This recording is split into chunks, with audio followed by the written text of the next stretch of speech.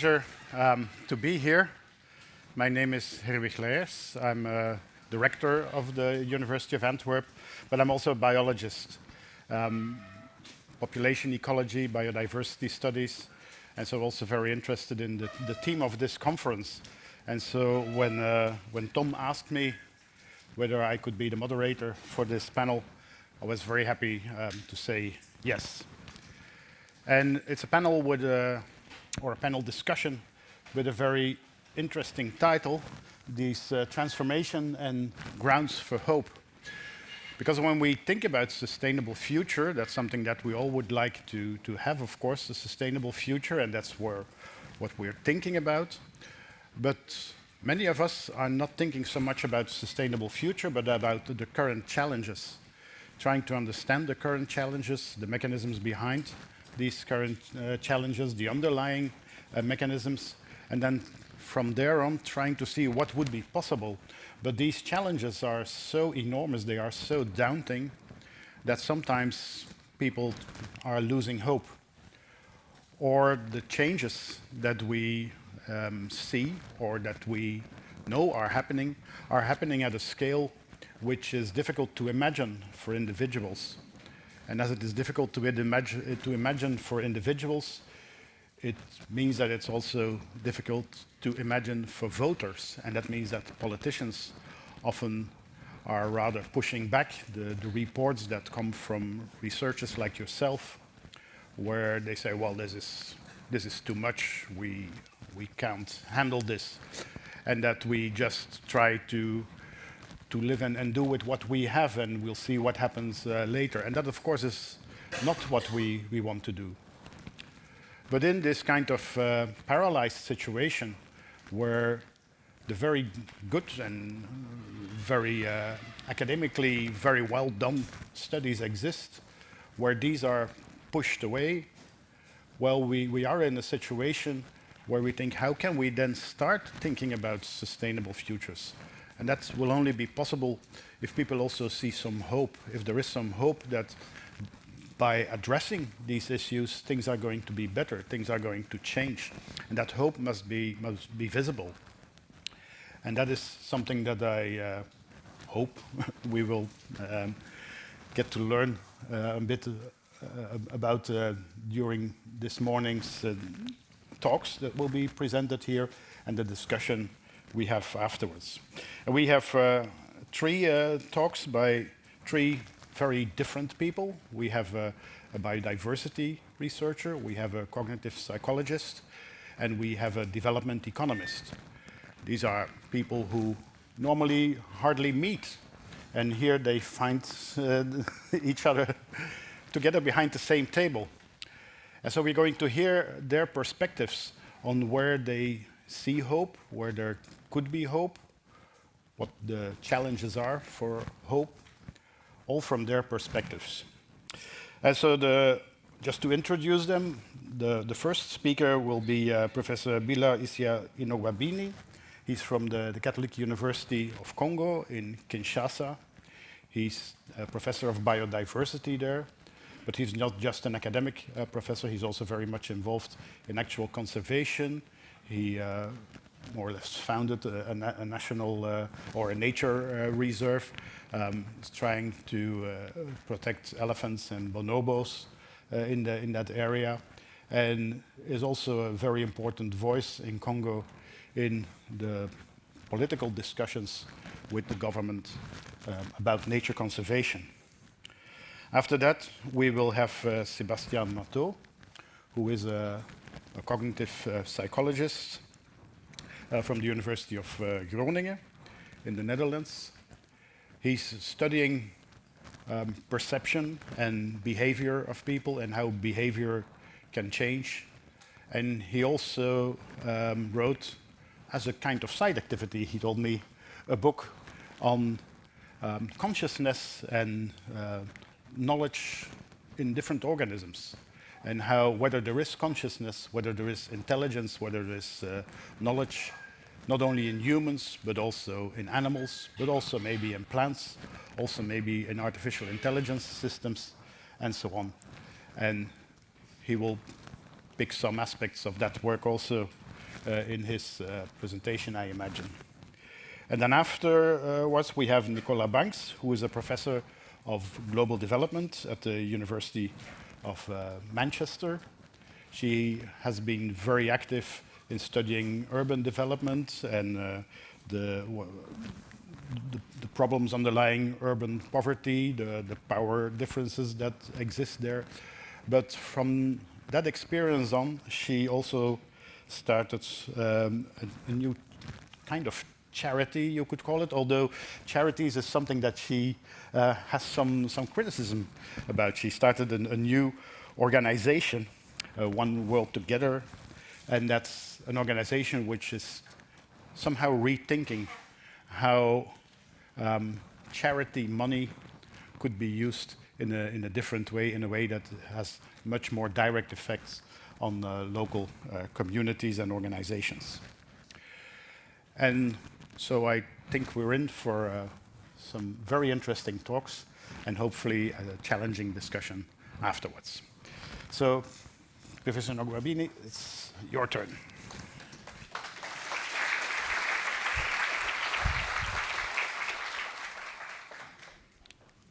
Thank you so much, Erwin and Tom and everyone for being here and for inviting me to speak at this session.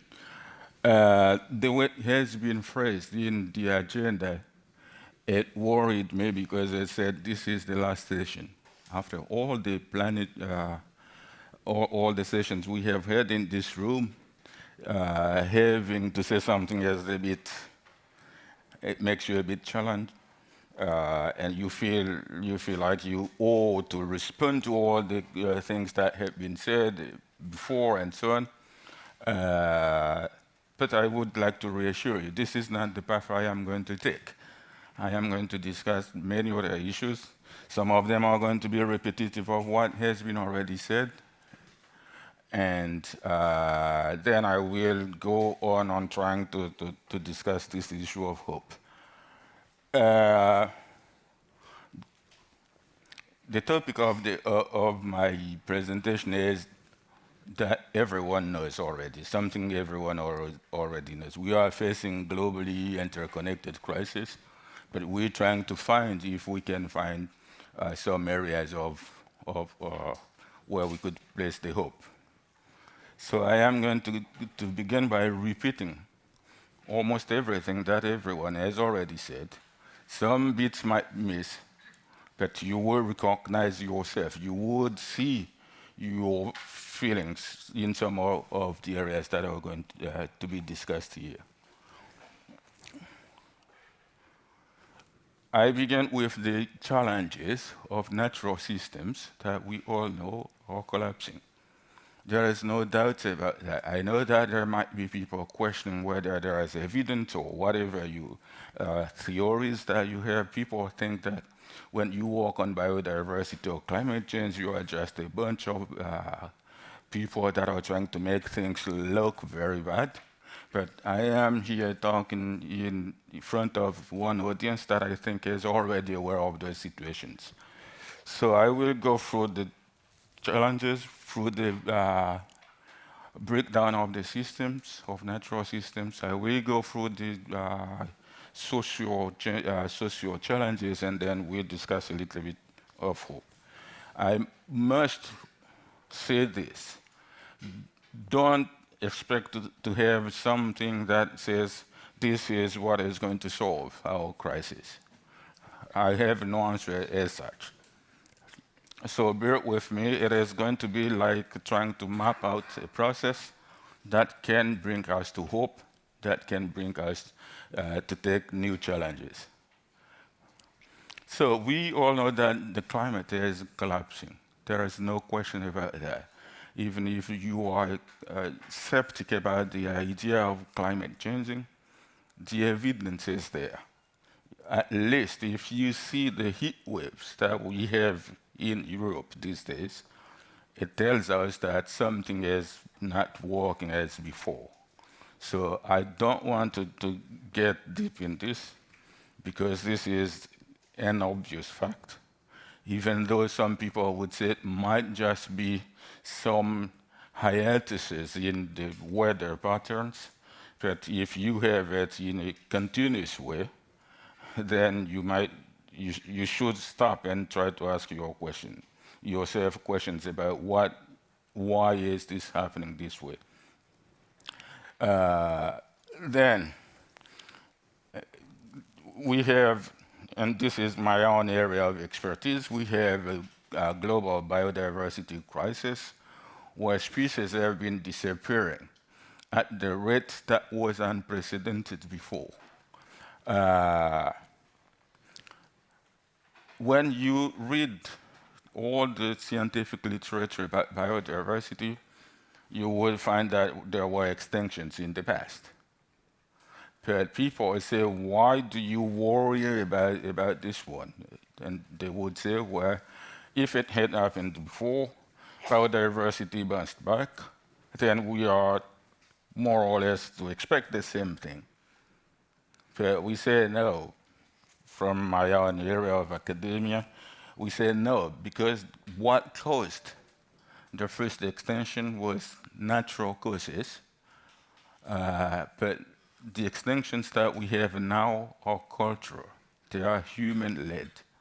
We have created weapons, we have created all sorts of things that are driving this extinction. So it is not the same extinction as the previous extinctions that we have in the past.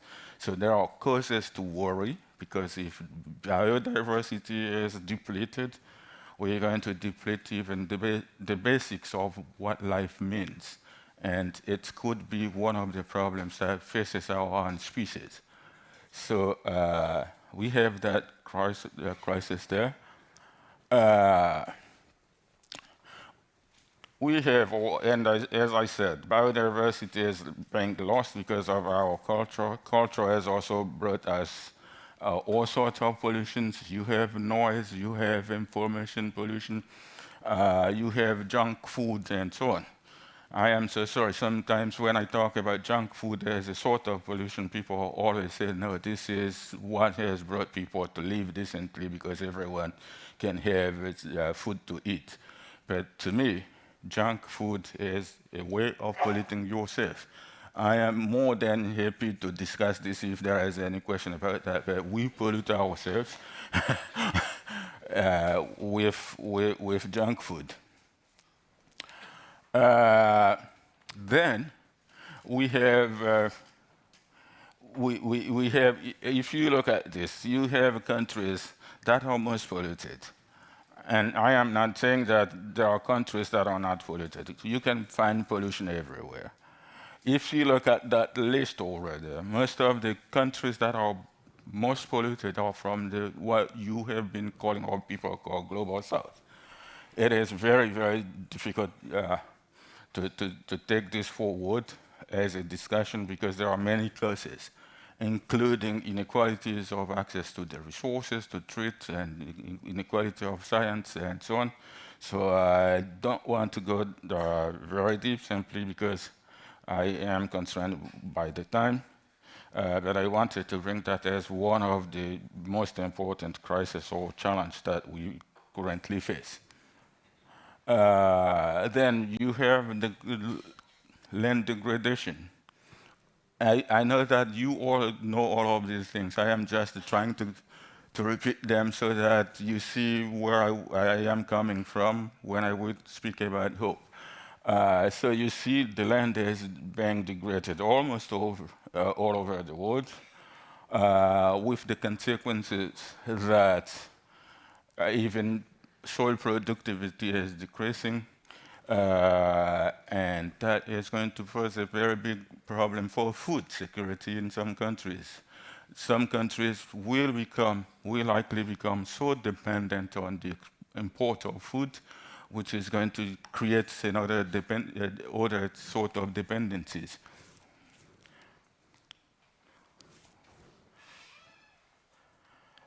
Then, this is a big one, and this is from a biological perspective. We have, with all the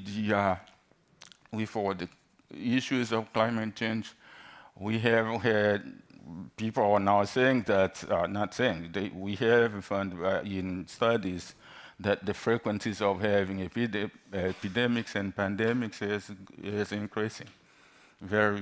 And the possibility for there being borderless pandemics is higher now than before. Just to give you one example, this is, I have done something crazy.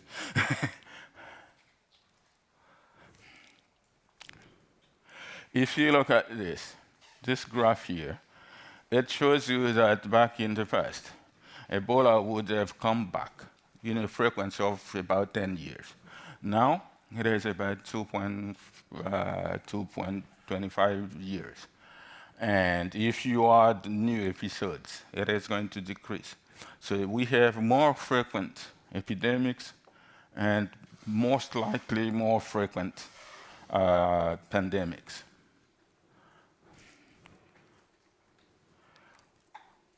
So that is where I start with the biological side of it. I am moving on the social one.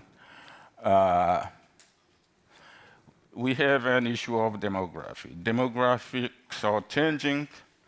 In some countries, they are decreasing. In some other countries, they are growing. Again, if you go to this graph here, you see where in some 50 years, where the majority of population of the Earth is going to be coming from. And that is going to lead us, well, I should say that this figure here is the total change of what you have here. Because if you go there, you will have some countries that are not here, that are appearing already there.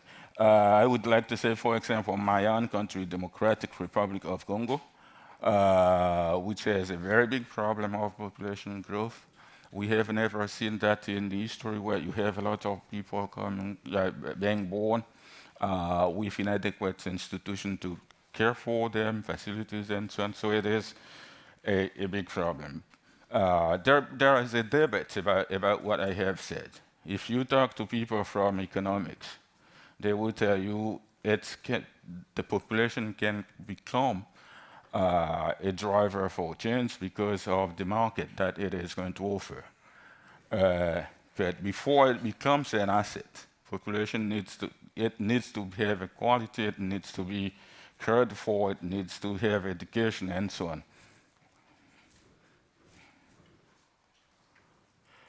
But overall, this is the trend that the world would have taken. This is a model that shows you 3 different paths where the population, the demographic crisis or the demographic increases is taken out. If you take one of the projection, population is due to decrease by somewhere between around 2050. But it would increase if there are no measures. But if you look at the graphs and you go to where we are now, about 8 billion people, we are more or less taking the halfway path, which is something to give some of us some hope there. Then, because of the increase in population, because of wars, because of everything that you have all the migration crisis. Some people take it like crisis. Some other people might say, well, this is an asset where people from the south are going to work for people in the north and so on. I don't want to get into that debate. I am not a population scientist, I am rather a biologist, but I just wanted to bring that up. I can't go beyond this graph without saying something, because it tells you a lot of stories, contrary to what many people here, here in the West think. The flow of the migration over the last years has not come, the majority of the flow did not come from Africa. It did come from countries like Syria, Afghanistan, Ukraine. Only a very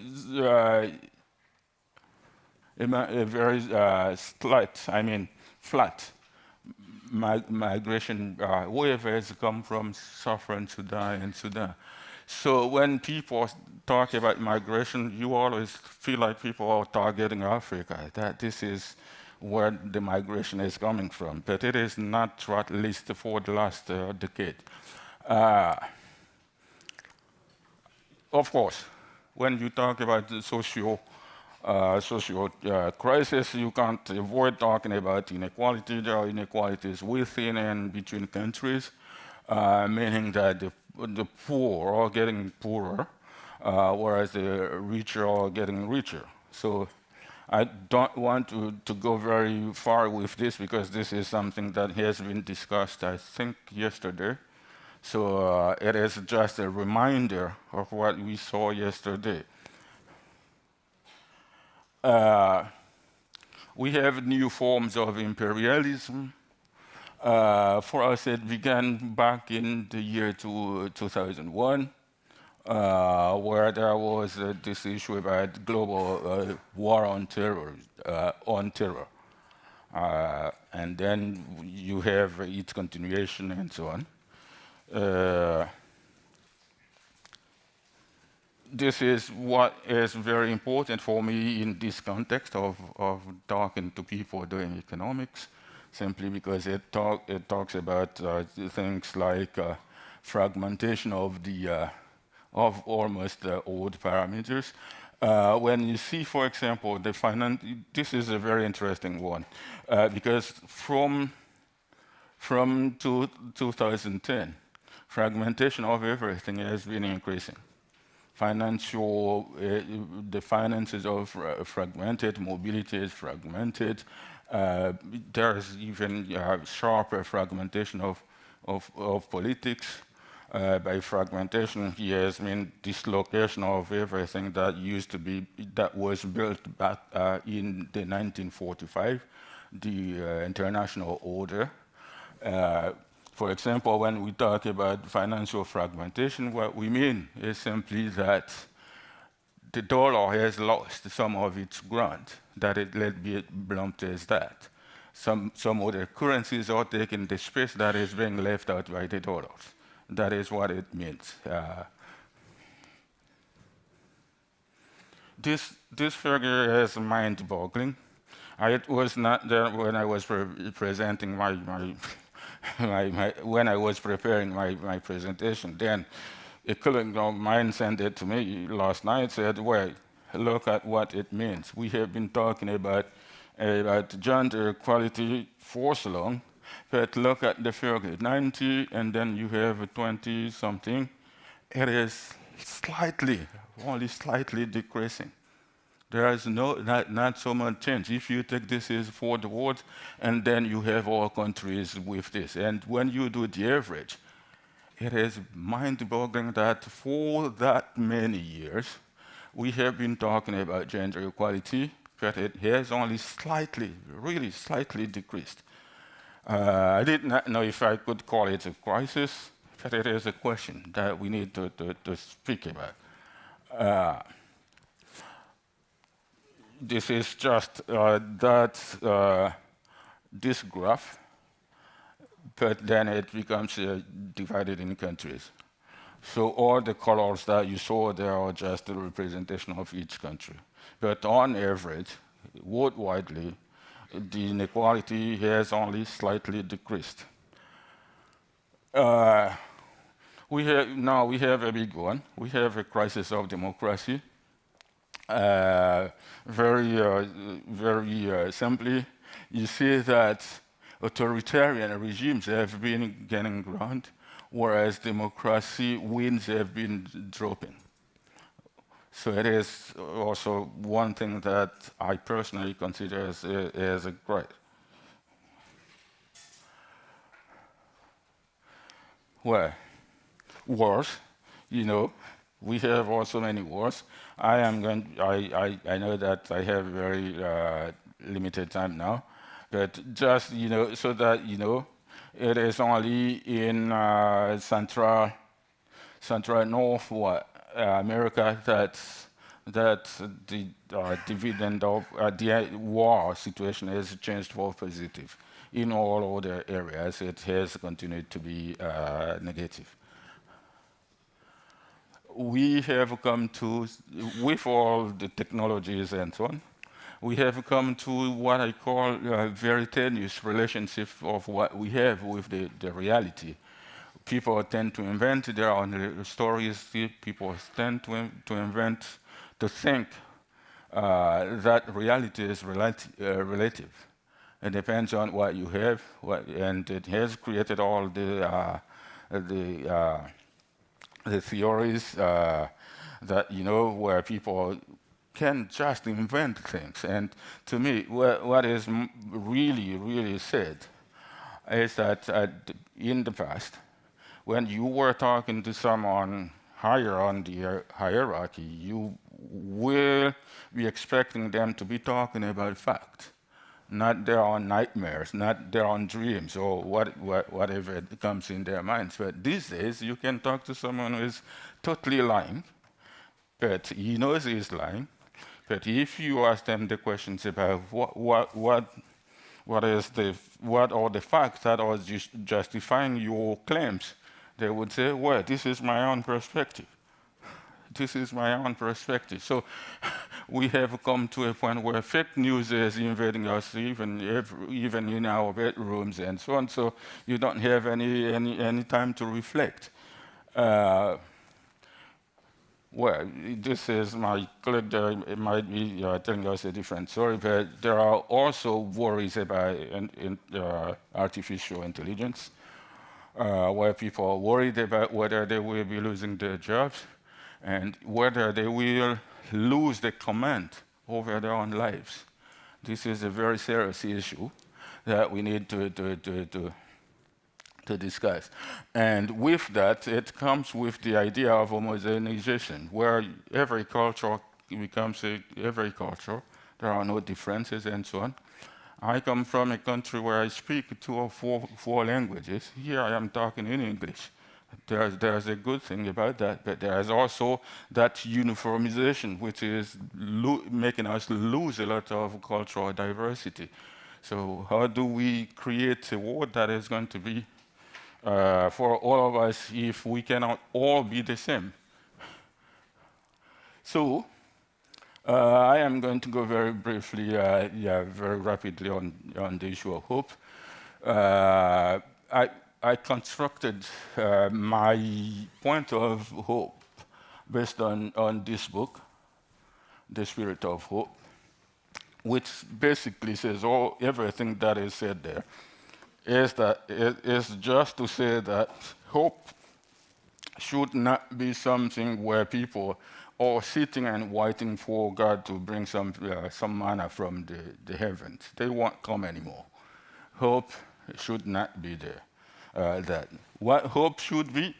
It should be for us 3 things. The first one is for us to say we are in a crisis, to acknowledge that we are in a situation of crisis, then try to think differently. We have to think very differently. We have to leave the uncharted. We have to leave the charted roads to take the one that are uncharted. It is a spiritual attitude where we say, okay, we are already there, but we're not going to be sleeping. We have to take ourselves in charge. We have to take, and when I say ourselves, I mean people in humanity have to take themselves in charge, rather than sitting and saying, well, these guys are lying, so we are all doomed to death and so on. So we have to take ourselves in charge. It can be even, it has to be the risk of embracing the ever holistic. It has to be something that takes us to think long term, not just to think of quick fixes. It has to think about very long term perspective so that we can think careful about what the future is going to look like. In a nutshell, it is for us to take the risk of violating our own habits, the habits that we have been used to follow. With that, is there any ground for hope? This is a very challenging point of my presentation. I think yes, we can have hope, but there are conditions for that hope to hold. First of all, we have to have a transformative education. Education has come a place where people just come and get degrees and get jobs and go. It should not be that way. It should be, we should take students, I am talking as someone who teaches as well, we should take students back to critically think. We are losing the spirit of critical thinking because of universalization, because we have the gadgets and so on. You have, in my time, we were doing all the long statistics from here to there with the hands. Now, people don't even know when they get the answer from the computer. They don't know what it stands for. So I think we need to go back to the basics of their teaching critical skills. Well, economically, I am talking in front of people that are for the economics. There are people that have been thinking about this. What I would like to call on your attention is that we can survive with a moderately growing economy. It has not to be all the hips and so on. We can live with a moderate growth. We need to have a transformation in political leadership, and this is why we call for equality. Equality has to guide us. Gender equality has to, because sometimes men are so, I am a man, but we are so machist. We are so macho, and we go, we bomb, we do whatever we think. Maybe we need a different voice, and I am going to say this about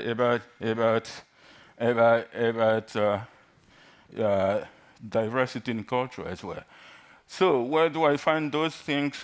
One, you see, poverty has gone down almost everywhere. Even though if you go to Africa, here it has gone very slightly, but in some countries, over years, the poverty has decreased. So that gives us hope that when people think about something, if they think deeply, they can invest and can do things that can improve. I can see this also, and this is going to be a little bit touchy because I am talking in a country where NATO is based. I think from the perspective of the South, the fact that NATO or the alliance is cracking somewhere is an opportunity for us to create a new global democracy where Europe or Western Europe is going to have its own voice. Africa has its own voice and so on. So the multiple voices we have, the more voices we have, the more democratic we are, rather than for us just to follow one hegemon that says we do this and then we follow them. I don't think that is going to be something we would like to see. We want us to see multiple voices, people being able to speak out. So I know this is not maybe something good here, but that is what what I had to say. But we are not talking only about why do we have to have multiple voices. Look, if you go just for the economics, this is the dynamic share of the GDP of the world. This was the Western Europe, Western world, which has been declining, and this is what you call the global South. Now, if you take the share of the GDP on the Earth, the global South has come up above the Western world. So it gives them power to speak about their own voices. Why do we have to simply follow people that we have been followed all the time and have left us where we are? And this is something very interesting. I am talking here of someone who maybe many of you have known. he is writing a very interesting book. But in conclusion, what he says is that hope is feasible, hope is achievable, sorry. But for it to be achievable, what we need is to have multiple voices. And Africa has to bring its own perspective on the table, not being seated somewhere and receiving everything. That includes not only not only in diplomacy, it includes in the knowledge creation, it includes in where we apply what, and so on. I think technology, I have said very many bad things about it, but it gives us the opportunity for linking the North and the South. It gives us the opportunity for having global social movement that is needed for a better world. When you reclaim social justice, there are movements that come from the North and South and so on. All of them are bridged by technology. There is a tendency now, which I think you have noticed, people have come to a point where they have lost the sense of their lives. But now people are asking to walk a little bit back and trying to ask, is it worth being a human? If it is worth, then what am I going to do? So that is also a sign of hope. It can be religious, but it is also very secular. You find people that are trying to ask that question, being philosopher. We need to reframe our relationship with everything that is opulence. We need to think carefully about how we go with that. And some rights should be given to everyone. We need to get, I think we are seeing a lot of ecological literacy movement, which is also a very good hope for us. And finally, this is where I will end my presentation. I call you guys not to give up, not to surrender your intellectual power, just discuss. Not say, well, this is the boss who has said so, so therefore we are going to follow. Thank you so much.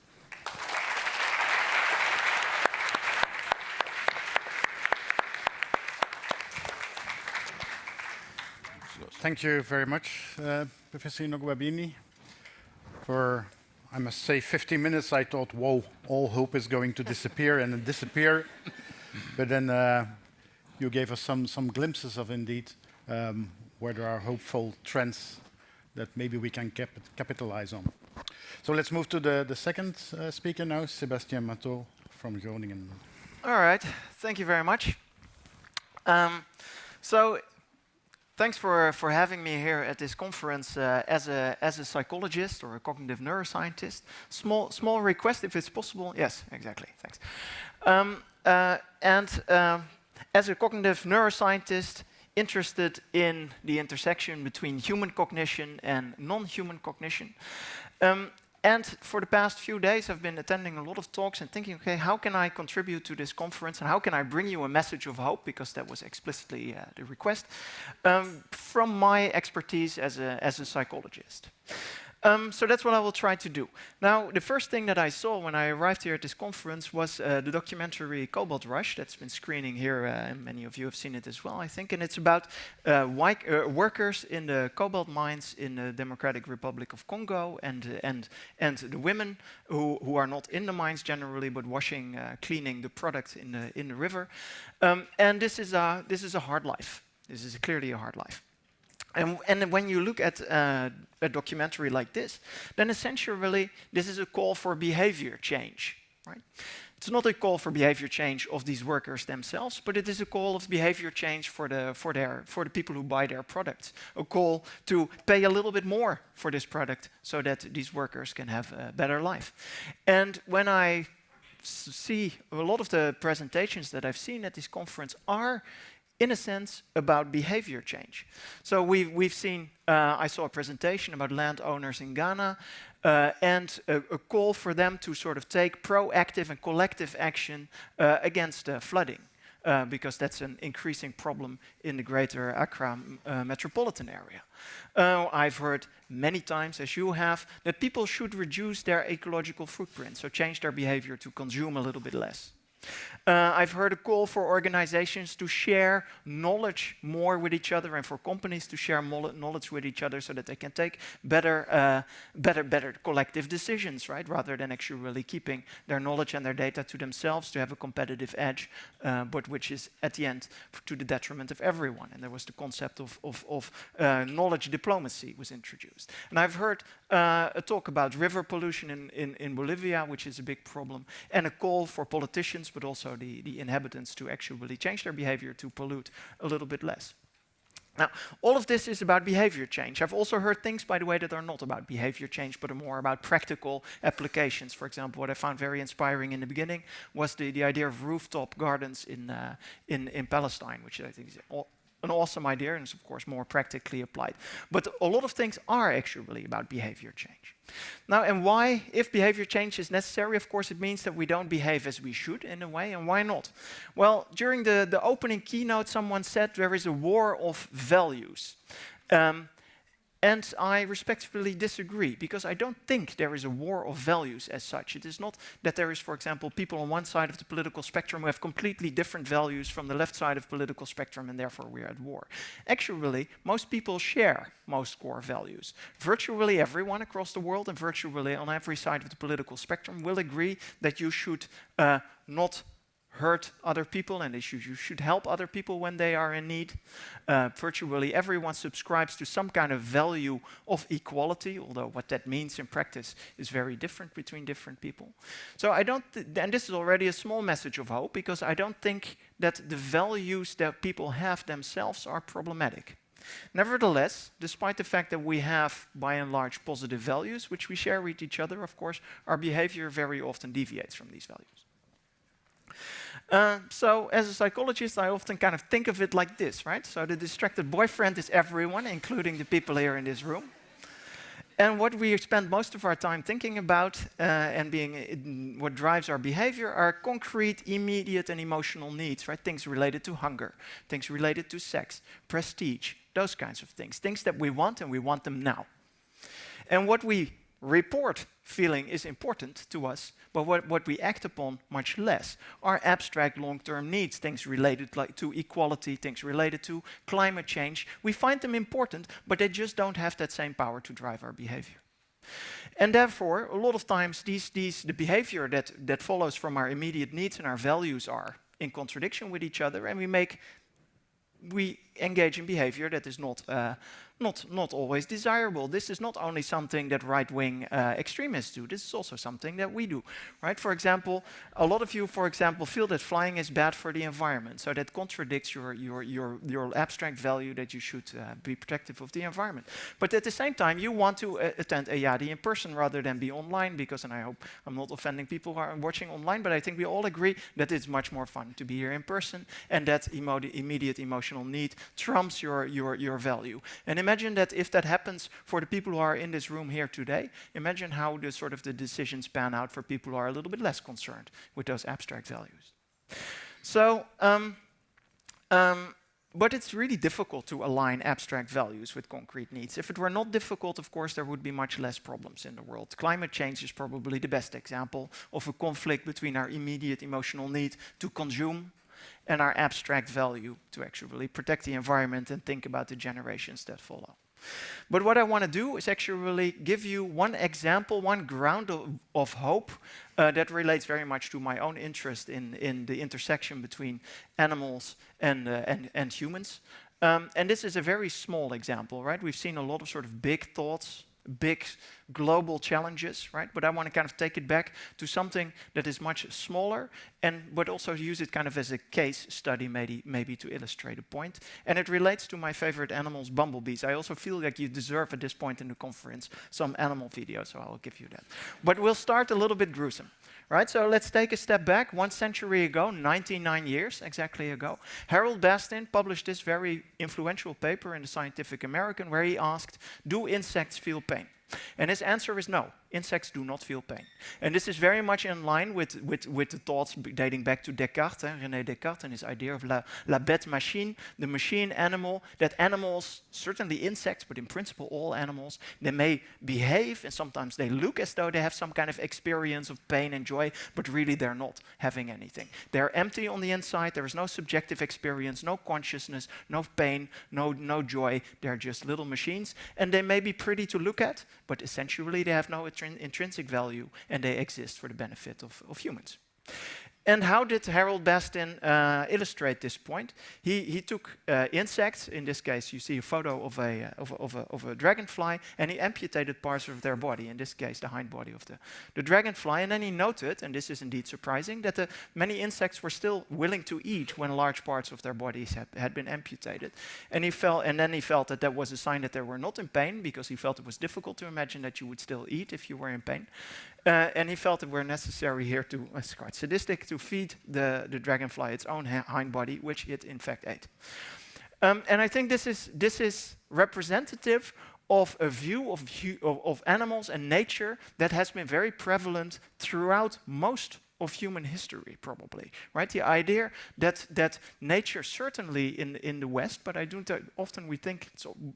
it's a very prevalent view that existed throughout most of history. The idea that nature is nice to look at, but there's nothing to empathize with, because there is no consciousness, there are no feelings there. It basically exists for our purpose. But scientific consensus has definitely changed in the 99 years since Harold Bastin. And importantly, when you talk about behavior change, so has public opinion. So let me give you some cute videos, largely from the group of Lars Chitka from Germany, who's done a lot of valuable work specifically on bumblebees, which I think are cute, adorable creatures. So here you see what appears to be, and what I think is, bumblebees playing. So essentially, we only see bumblebees when they're at work, right? When they're collecting pollen. But when they're just sort of in their nest and in a different environment, and you give them sort of things to explore, they will do so. Then here, for no other reason than that they appear to enjoy the activity, they're sort of rolling these balls around. They appear to be playing. Now, is it surprising that bumblebees play? At one level, yes, it's surprising because play is not something we associate with insects very much. On the other hand, it is not surprising because we know that many animals play, and we also know that play is it has an important function, namely it's a way to learn. It's a way to actually learn motoric skills and a way to learn how to live in your environment. So play is a form of learning, right? And if bumblebees play, are they then also able to learn complex things, or are they sort of hardwired machines? No, they're definitely able to learn complex things, very strange things even. So what you're seeing here is a human trainer. So the human is pretending to be a bumblebee in a very, to me, kind of transparent way with a little stick. And pushing the little ball in the center, and when that's successful, the bumblebee gets a sugar reward, and that's what they like. And through this route, the bumblebee learns that the ball should be in the center. And then very quickly afterwards, because it's not super difficult, also not for a bumblebee, they become super effective. Just look at that, back to the center. And then they get the sugar reward, and there's a second bumblebee present, and that second bumblebee learns it from the first. So we get a kind of cultural transmission where the first bumblebee learns it from the human trainer, the second bumblebee learns it from the first bumblebee. And so that knowledge, that skill transmits through the population, right? You can call it imitation learning, cultural transmission, whatever label you want to use. And this is something that bumblebees don't only do in this artificial setting, but it's also something they do during foraging. Right? They also learn from each other what the most optimal way to forage is in a field of flowers. Now, and these are all these are cute examples, but what is important, I think, in terms of behavior change, is that many people are vaguely aware of these things. And together, lots of these videos like this, lots of these kinds of findings like this, have slowly changed the way that a lot of us interact with our environment. And what does that mean in terms of behavior change? Well, what we're seeing at least in a lot of cities in the global north, and actually I don't pretend any knowledge actually that goes a little bit far beyond what I see for myself in the global north. I wonder to what extent this is also true in other environments. But what we see, for example, is that there is much more in urban environments, much more attention to green spaces. And also not only to have more green spaces, but also to let them roam wild. Here, for example, you see the garden of my university. And since a few years, say year 5, they essentially stopped mowing the green spaces. And the reason they do that is simply because that way, of course, you promote animal life, right? Insects or other arthropods, birds, etc. They become much more abundant. And then you may ask, is that the kind of greenwashing that we just do to make ourselves feel good? No, this is something that actually has a pretty significant impact on the amount of biodiversity that you have in urban environments. A mown lawn versus a lawn that is left to grow wild has about 50, the wild lawn, of course, has about 50% more animals and is much more diverse in the kinds of animals that live there. And because we have so much urban environment, and increasingly so, of course, these kinds of seemingly trivial forms of taking better care of your green spaces actually accumulate. And there is a general sense, although I found it very hard to find hard data on this, but there is a general sense that biodiversity, at least in cities in the global north, is, as a matter of fact, increasing, which is, of course, in addition to sort of the decrease in biodiversity that you see in most other places. But I think it's still it's a point of hope. And how does that connect to this, what I just showed you? Well, I think by actually seeing nature more as something that has some kind of intrinsic value, right, and seeing animals as something that as things that also have a perspective on things and can experience joy and pain, we sort of empathize with it, and the taking care of nature no longer is only an abstract emotional need, abstract long-term value, but also becomes to a certain degree a direct emotional need that drives our behavior much more powerfully. This is just one example, right? And if we sort of manage somehow to merge these abstract emotional needs and these long-term values, of course, we all agree, that would be an ideal scenario, but it's also a scenario that is really, really hard to accomplish. Now, I wanted to also leave you just from my experience as a psychologist with some do's and don'ts when it comes to encouraging behavior change. Because we want behavior change, but we also need to somehow convince people to work with us, right? We already heard, actually, that a lot of the research that comes from communities such as this is, in fact, disregarded. Now, what I would say, the do's are quite simple. Do be positive. If you want people to change their behavior, emphasize what they have to gain. In terms of climate change, for example, emphasize that if we change our behavior to promote the environment in different forms or another, maybe cities will become a more pleasant place to live. Do use empathy. If you want the lives of workers in the cobalt mines in the Democratic Republic of the Congo to improve, then it's important to expose the people that you want to change in their behavior to these people, so that you have a sort of direct personal link and you empathize with their needs, and their needs become your needs, and you may be willing to pay a little bit more for a battery. What you should not do, the don'ts are also important. Don't be negative. Don't emphasize what you're taking away from people if they change their behavior. Don't be accusatory. Don't point towards people and say, you've been doing this wrong. Right? Think, for example, a good example of accusatory sort of backfiring behavior is what we've seen with the pro-Palestine protests, where student protesters were sort of emphasizing, for example, that pretty much everyone else was complicit to genocide. This is not effective messaging, because it's offensive to be accused of being complicit to genocide, and it backfires. You distance yourself from the activists. Also, don't emphasize inevitability, and this is important, I think, for climate change activists, because climate change may be inevitable, but the behavior change that you're trying to accomplish is not. So if you tell people you have to change your behavior, you're disregarding the fact that they have a very serious option not to change your behavior and to ignore you, even if it is a poor choice. So focus on the do's and try to avoid the don'ts, I would say. And with that, thank you very much for a very pleasant conference. I enjoyed it a lot.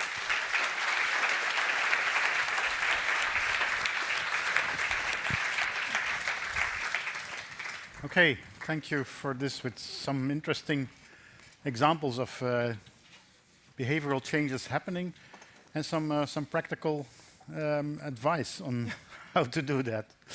But let's listen now what a global development economist thinks of that. Hi, everyone. Thank you. Before I start, let me ask, who's feeling hopeful today? I was going to come in and put my hand up, but after the first two, I think I might put mine half up. Who's feeling hopeful? Oh, this is good. Great. Okay, well, hopefully at the end, we'll have more people feeling even more hopeful, because that's what I'm going to talk about particularly. Hope isn't something that I have come to through my academic work. It's not something I've researched, but I've seen a striking lack of hope in a lot of my work and the devastating implications that has for individuals, for communities, and for futures. But I have, through the course of work, come to believe that hope is one necessary and ever so powerful ingredient if we're to move beyond these dark times, that actually we're seeing are creating paralysis rather than change. Not hope as the simple wish that things were different because you don't know what else to do. I think we get stuck there quite a lot. But a deeper, more grounded hope that fuels action, that fuels collaboration, and the ability to bring new futures into view. Yet, as we've seen, it's hard to be hopeful. Perhaps it's even harder as academics when we've trained and we have dedicated a lifetime to thinking critically, to criticize. And if we're honest, that is much easier than navigating, nurturing, and sustaining the profound changes that we want to see in the world. We've also actively lost hope. So much is hitting us from all sides. These repeated blows affect our personal lives, our professional lives, and our collective psyche. Many of these aren't accidental. We're much less of a threat when we're hopeless, powerless, and fractured.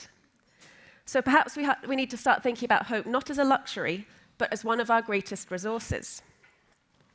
Part of that loss of hope, at least from where I stand in the UK, comes from placing too much faith in institutions and systems that have proven unwilling to lead the kind of long-term change that we know is needed. This is not a universal story, and I want to be careful not to pretend that it is. But I do speak from a standpoint of a society that has become so individualized that we've gradually outsourced our collective agency to institutions, while forgetting much of our own power to act together. Of course, we have things in our professional toolkits as academics that stop us from becoming completely paralyzed. We've seen that through the conference. So we're very good at understanding what's happening. We can place current events today in deep historical context. We can identify patterns. We can distinguish what's new from what's cyclical. And we can analyze the structures that have brought us to this point. Our discussions throughout this conference have all been really deeply valuable. But I do think perhaps that we're less equipped to answer a different question. What next? So we can analyze the past and the present with extraordinary sophistication, but we often struggle to imagine a future that is structurally different from it. I think we touched on this yesterday, in particular around discussions about development humanities. There was this shared sense that many of us are searching for something that helps us to understand and navigate this moment that we are in, but also recognizing that our existing intellectual tools don't quite get us there. To a limited extent, yes, universities are now encouraging us as academics to look forwards through the language, the very bland language, we had that discussion today as well, of engagement and impact. But this has never been at the heart of academic lives. Our incentive structures still remind us that these things are peripheral when they should be central. Some colleagues would even argue that it should remain so, that our role is to understand the world rather than imagine what comes next. But this is where I disagree, because I increasingly think that moving from despair to action requires something much more than understanding the present.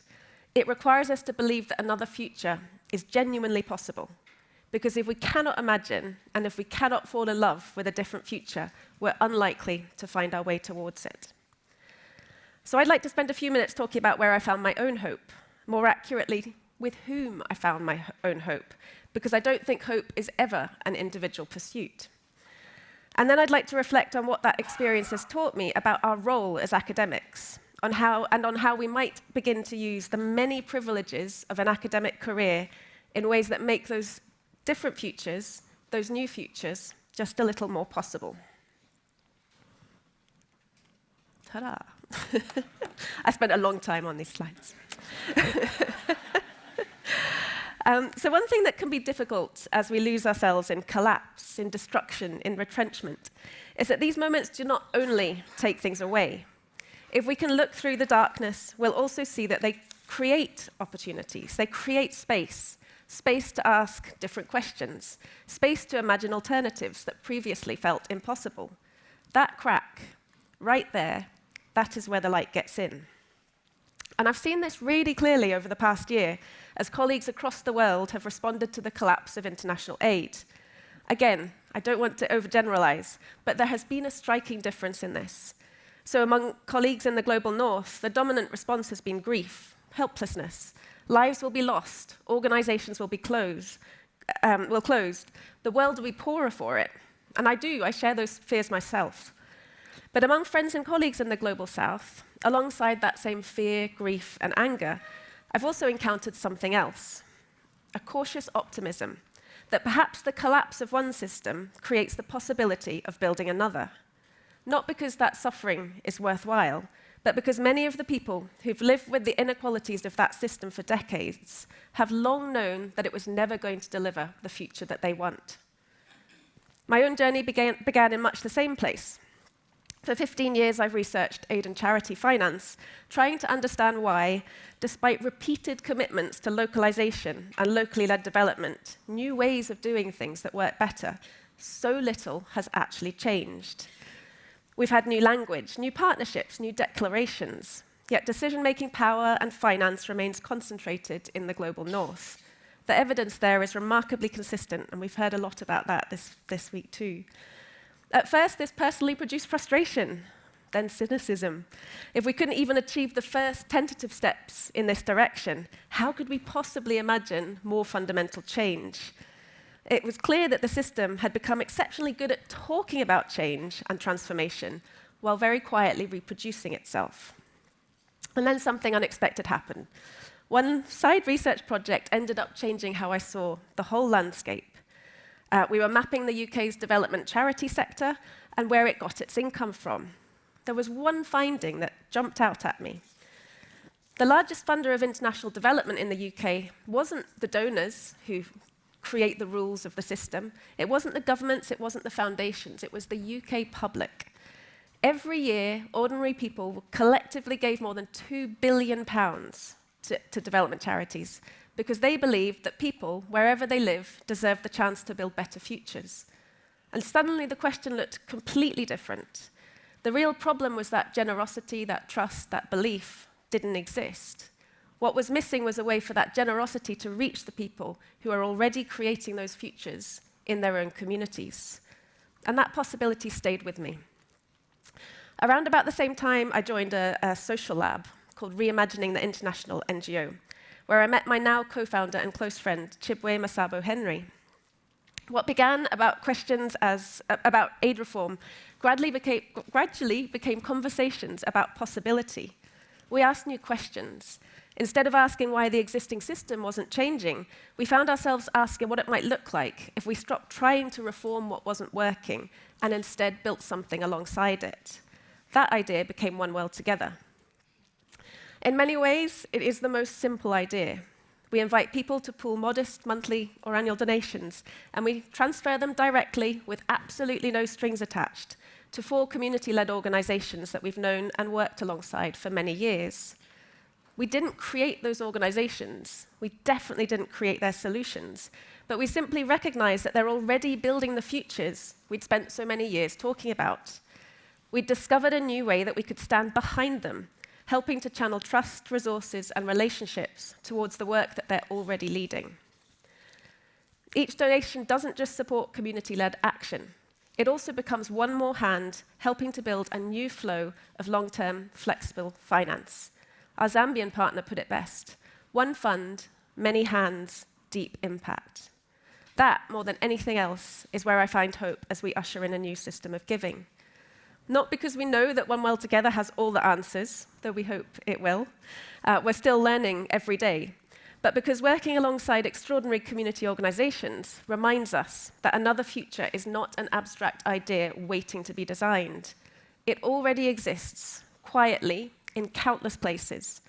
Our challenge is actually not to imagine it from scratch, but to recognize it, learn from it, and help it grow.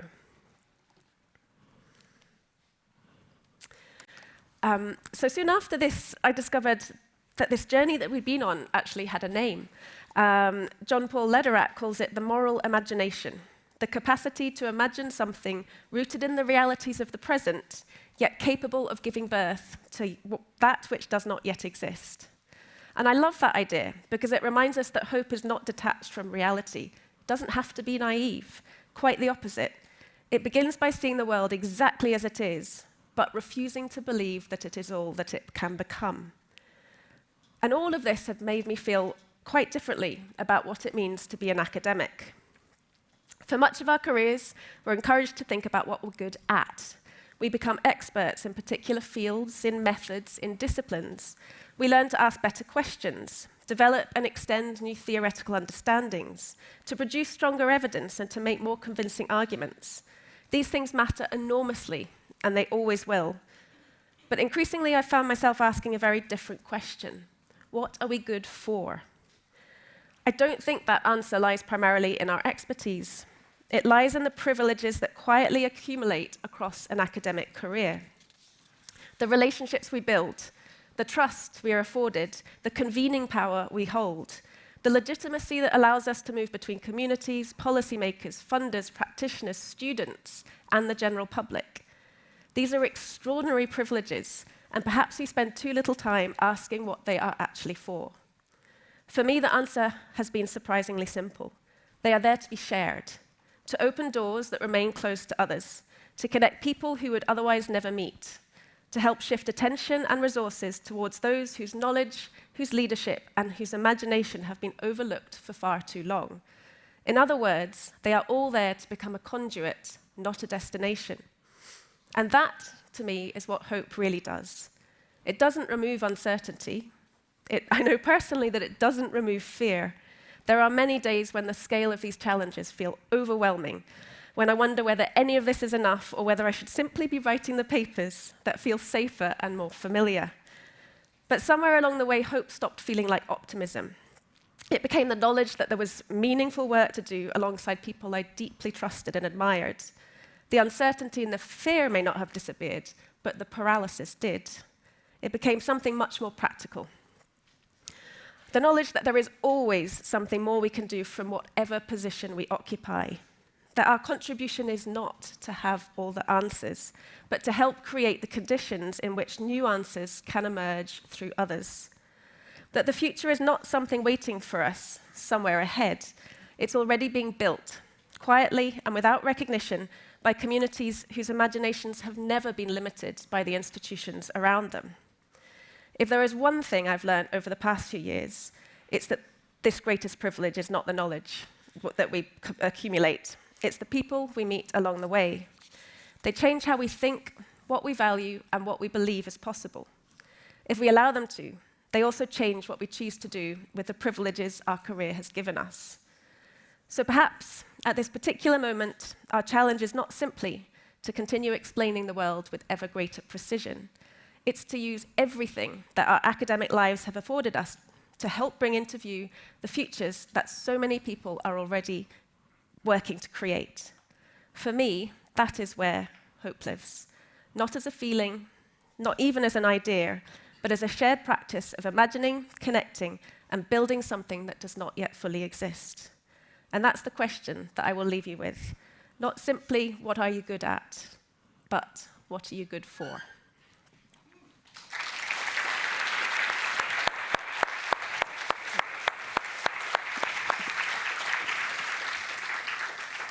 And just in case anyone would like to have a look at what we're building quietly, slowly together, please do have a look.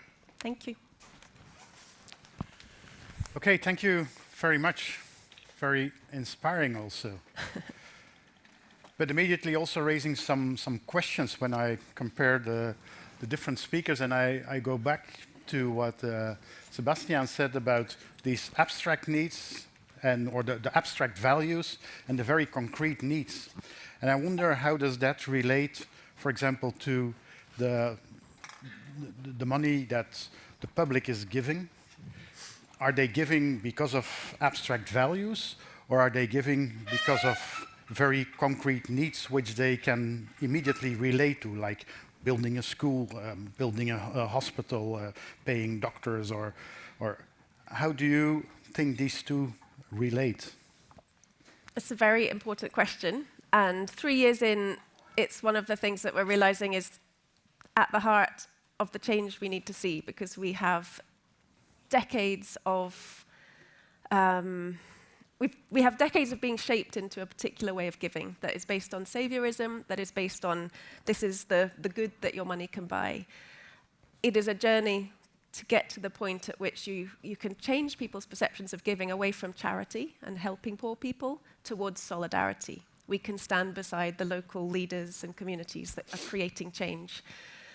It's a slow journey. I think if we can make this work, it's still going to take a long time. But for us, part of what we do, we've realized, is not about the finance at all. It's about creating the conditions for solidarity that moves giving away from being a transaction that people do to buy something, but to being a transformative process itself to create the conditions of joy and mutuality and solidarity about our role in the world with humans all around the world. Okay. What do you think about that answer? So It's a really good, useful insight. well, you asked sort of why do people give to charity, right? And how does that relate to their abstract values and their needs? And then I think giving to charity, if you think why do people do that, I think they choose to do it. It's a volitional act that they can choose and they cannot choose to do it. And if they give to charity, they are doing something that makes themselves feel good, and potentially they can also brag about it to other people. And that is a very big driver of that behavior. If you then say, okay, on average people give apparently then about 20 pounds to charity per person in the UK, which sounds reasonable. If you would ask people to, on average, sort of, if you would basically put taxes on people to get 20 pounds for them to do the same thing, probably lots of these same people would resist, because all of the benefits that they have, the needs that they fulfill when giving something, do not exist when that's actually being taken away from them, so to say. So it is the form in which people contribute matters a lot, right? 20 euros that you take away from people to taxes is a very different kind of 20 euros than the 20 euros they decide to give for free. So I guess that's what comes to my mind. And the answer would be they do it for their immediate needs primarily, and the abstract long-term values are a little bit window dressing on top. Okay, yeah. Challenging as it holds, yeah. Professor Inogwabini talked about changes or glimpses of hope that are quite far away from, let's say, the individual motivation of people. When you talk about new alliances in the world, when you talk about the defragmentation that you hope is going, or the defragmentation that you hope can work, how do you, Sebastian, see that kind of framework that you were using? How do you see that working for these kind of large changes? And you, Professor Inogwabini, how do you see that relation with what individual people do? Yeah, I don't know. I think we both want to hope that the other person would answer first. I don't know, actually, really. Of course, on the one hand, it is true and easy to note that, the kinds of behavior changes in the processes that underlie that, to note them and to describe them. But it is not for no one has basically ever solved in the history of the world, I guess, to actually really leverage human behavior in the way that we want to leverage human behavior here. Right? No one has ever solved sort of the collective action that we need to for climate to accomplish successful climate change action. And I also don't know. Actually, I just genuinely don't really see a good solution behind that. So I don't know. Thank you so much. I think we have come to a point where maybe we should go back to people like Marx, Horkheimer, who wrote his book about eclipse of reason. That was a long time ago. It was what I like in that book was that although reason is somehow eclipsed, there are still people that are thinking about how we can go through that darkness. And I think if you take it that way, we should not think that humans are not capable of improving. So I think the biggest hope I have of linking those broader issues and the down-to-earth things is that humans are capable of changing and capable of behaving rightly, and they can take actions. I know that this is a very far shoot, and this is why I was talking about hope as a very slow process that will take a long time, but we need to think about how many times we did fail in the history and then bounce back. There are multiple examples where people have lost reasons and then some groups of people, maybe this group here, came together and said, okay, we have to think differently. We have to initiate something that is going to have an influence on the global problem. This is the way I see it. Okay, thanks. I think people are willing, people have values, of course, that are possible and very willing also in principle to act upon those values. But I think that what makes it, when I say I find it difficult to imagine a solution to climate change in the form of behavior change, is that it seems so inherently linked to people taking stuff away from people. And I cannot think of a single example of some kind of behavior change that has occurred that requires lots of people to voluntarily give away a lot of stuff that they have and then do that for the greater good. I don't think it has ever happened. So hoping that it will, in the case of climate change, to me sounds like wishful thinking. So what would successful climate action be? Either it could be some kind of top-down mandate, right? But since we're living in a democracy, even a top-down mandate would need to go up through votes. Or there would, maybe China could do it. It could be in Europe. Or we would need to find some kind of positive proposition for people where climate action also has a clear advantage for people. But it's difficult for me actually really to see what that would be. But I think if you want to have effective behavior change, effective climate change, effective also maybe more equality in the world, somehow you need to offer an attractive proposition to people, and that is super difficult. Well, I take that point, but what my view is this: I don't think you are right that people are going to give up what they have been used to. There are trends that you can see. I was talking about demographics, and if we are talking about a world where we're going to have democracy, the people that are suffering from climate change are going to be demanding a lot more. And their demands might simply say, okay, we delink ourselves from what has been done in the past, we take a totally different path. And in that sense, what Shilmbembe said is right. The Africans might have their say on these kind of things. When you say things like taking things from, this is what people in the South think. They think that things that we are ours have been taken for so long, and there is a growing youth movement which is saying, no, this is not the way to go again. And I think if that trend continues, one way or the other, we're going to come to a point where even the UN is going to shift its power from those who have major stakes to people that are demanding. And the clash between the demand and people who already have advantages and so on is going to level things down. My view about this issue about economics and so on is that we should not be saying things like, well, we have to have a negative increase or so on. If you tell people that you're going to decrease their level of life, then they will react very strongly. That is why I was talking about slow growth, which means that growth is divided from equally. For example, if we do produce copper, as it is the case in my country, we need to have some value of that copper transferred so that it can be equitable.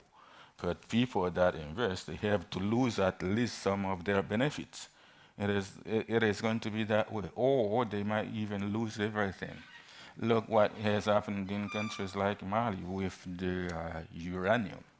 When companies from France tried to force, people said, okay, no, you are not going to be here. So I think it opens. I am not taking that as a model, just giving an example.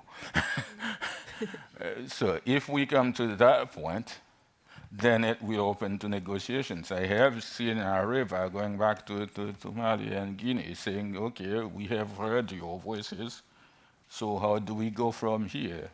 Mm-hmm. So I think that debate is going to happen one way or the other, particularly because of the demographic dividend in the south. Okay. May I add something to this? Because, I mean, you can tell me here if this is where my hope turns into naive optimism.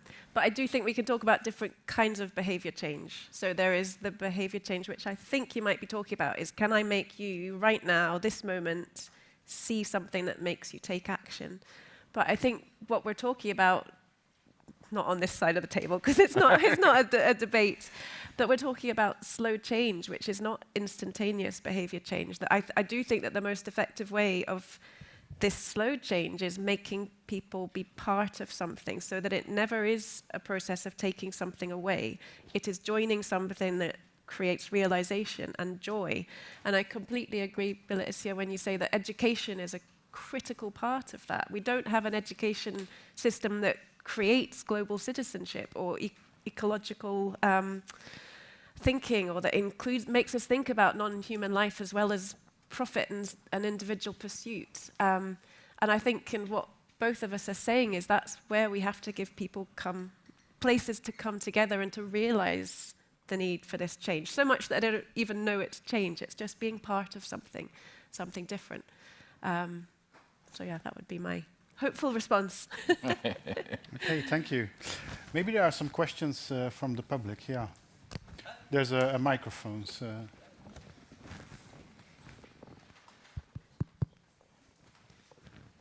First.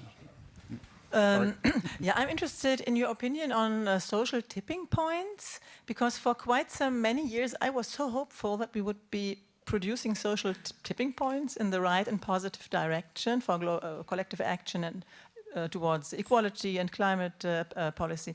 And now it's to be observed that the social tipping points are going in the opposite direction. So how do you find hope from this perspective? Thank you. It's a really interesting discussion. Can we just turn into politics for a moment? What is the hope? You see in a lot of countries that populist right-wing nationalists seem to offer people some kind of vision that makes them very popular.